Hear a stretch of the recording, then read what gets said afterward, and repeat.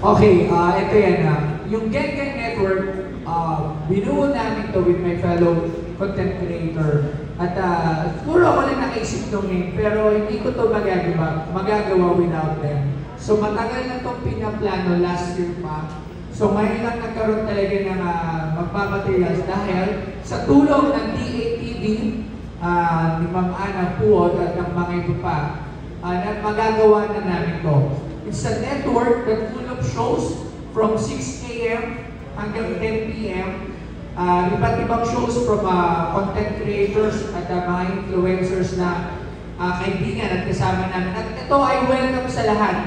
Hindi lang yung nakikita nyo dito dahil sobrang daming airtime yan. So, ang daming pakbakante. May weekly show, may daily show. So, open to sa lahat ng mga nanonood na may content creator kayo or influencer sa social media. Maglalabas kami ng kung paano maging parte ng Gang Gang Network sa DATV. It will be a very different kind of network dahil ang bumubuo nito lahat ay mga social media influencers at content creators na gustong mag-attend ng iba't ibang klase ng palabas at show to entertain, para rin matuto sila. Marami, hindi lang maging puro sa ito. Actually, makapulutan ng aral. Marami, kasi sobrang daming show at pasabog yung aming gagawin dito sa Gang Gang Network sa tulong ng DATV. Last question for me. Since natin na po sa mga social media platforms yung may freedom law, ito ba magiging under MTRCB? So, paano ma-regulate? Yes, it will be under MTRCB kasi we need to follow the guidelines of MTRCB kasi nga nasa mainstream tayo. But syempre iba pa rin yung atake ng mga social media influencers namin dun sa mga mainstream. Iba yung atake nun. So we will stick with that kind of style, with that kind of atake sa tao na hanggat maaari, hindi siya magmumuha talaga ng mainstream. Magmumuha pa rin siya still content from our side na para ma-maintain namin yung pagiging social media influencer at content creator at ma-differentiate from dun sa mga talaga na sa mainstream industry. Congratulations. Salamat po. Thank you very much. Next. Hi, good afternoon. Nicky Wang from Manila Standard. Boss Toyo, question. Sabi nila ang social media ang new media ngayon. Even yung mainstream media ay pupunta sa social media to reach more audience. No, ang question ko, bakit pa kayo gumawa ng Gang Gang Network since you already have, the platform to reach more people or more audience? Katulad sabi ni Paring Wamos kanina, hindi naman kasi lahat may Twitter niya yung lagi sa mga province. Marami pa rin dyan nag-a-analog channel. Kasi yung DATV, it will be streamed, it will be around 100, ilan ba pwedeng makareach ng figures ng DATV around the Philippines, around nationwide? Kaya man siya 50 million kasi with the satellite, with the under the DATV. So mas maraming makaka-reach. Kahit wala kang internet, if you have a TV, dahil sa mga probinsya na nandun pa rin yung TV, mapapanood din ang lahat ng aming pinagandaan at pinagpagurang mga shows. So yun yung, kaya kami pumunta sa TV because of that, para mas lalong lumawak yun lang. So sabay namin sa social media, then meron kaming mainstream TV. Ayun. So Wapas, may sabihin ka ba?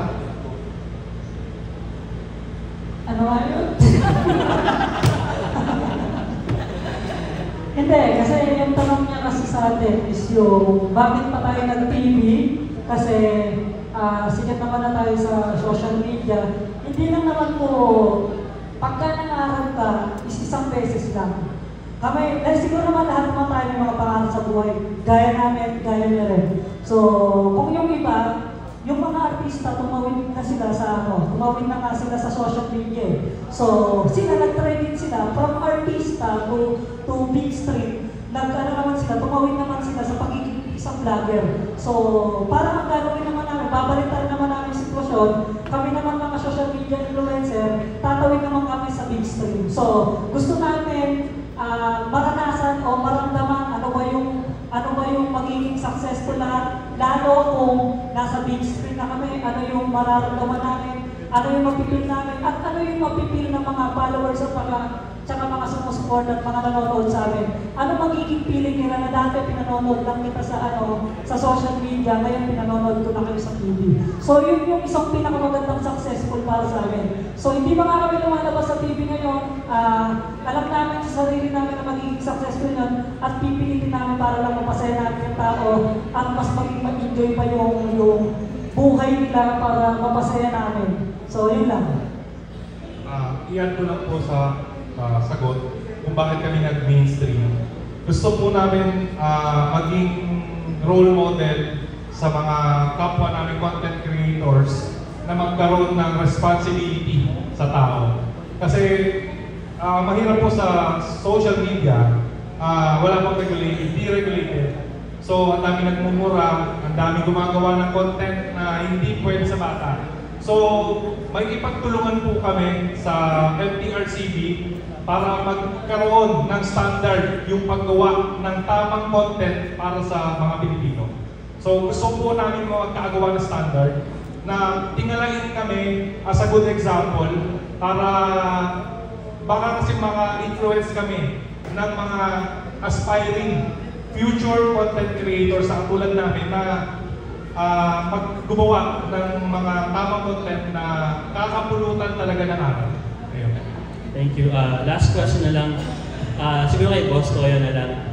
Meron na kayong captured audience with your following.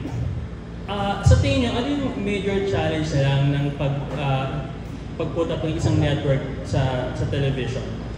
Ako una nakikita ko rito is paano ko mapupuno yung airtime through the ilang araw, weekly, kasi syempre, sobrang daming airtime yan from morning up to evening. So isa sa mga major challenge, paano natin mahihikayan yung ating mga kapwa content creator, influencers na mag-come dito sa aming Gengeng Network, sa TV. Then pangalawa din is, yun nga, paano ba kasi alam naman natin na humihina na ang TV. Sa balita, andyan ang ibang channel, ang dami na nawawalan ng trabaho, ang dami ng nagtatanggalan. So isa dito sa gusto rin namin Actually, yung mga prod namin dito, gaya ng sa ibang channel, mga nalalayo, isa rito sa ino-offer namin, nasamahan kami at tulungan o simulan itong aming ginagawa dito sa Gengeng Network. So yan yung mga ibang challenges. Siyempre, andyan din yung paano kami makapagpasok. Then siyempre ng mga advertisement, mga business na ma-promote namin ng maayos at makapagbigay kami ng magandang return sa tiwala na ibibigay nila sa amin sa mga shows na ilalabas namin.